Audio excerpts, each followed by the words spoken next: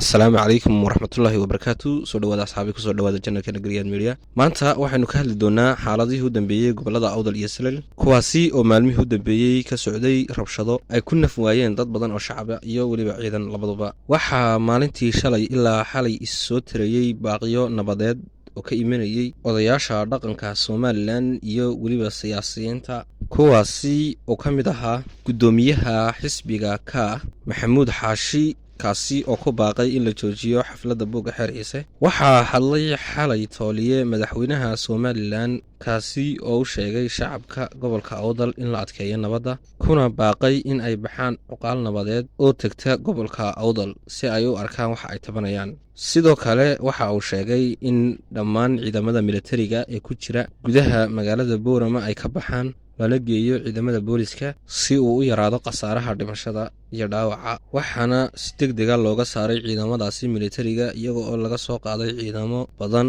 oo boolisa magaalada Hargeysa.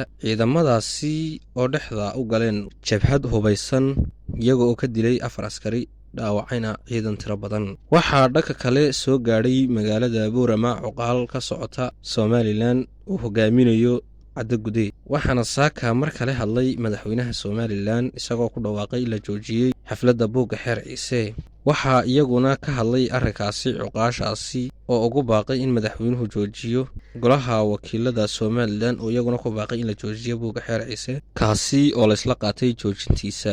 waxaa iyaguna hadlay goordhaweyto madaxweynayaashii hore ee Somaliland Muuse Biixi Cabdi iyo Daahir Rayaale Kaahin in ay nabad ugu baaqeen madaxweynaha Somaliland iyo weliba in uu joojiyo buugga xeer ciise, iyaga oo sheegay in ay la hadleen gandaha iyo ugaaska beesha ciise, sidoo kalena ay kala hadleen inuu joojiyaan xafladdaasi xeer ciise. waxaa weli magaalada Boorama ka socda mudaharaadyadii, kuwaasi oo ilaa hadda ay dhaawacmayaan shacabku. xukuumadda Somaliland ayaa iyaduna sheegtay in ay tahay wixii halkaasi ka dhacay khalad ka dhacay ka xukuumad ahaan ayna raaligelin ka bixin doonto, sidoo kalena ay sheegtay in wixii khasaare shacab iyo maal labadaba soo gaadhay iyadu bixin doonto. wixii warar ee ka soo kordha halkani ayaynu kusoo gudbin doonaa insha Allah. asalaamu calaykum waraxmatullaahi wabarakaatu.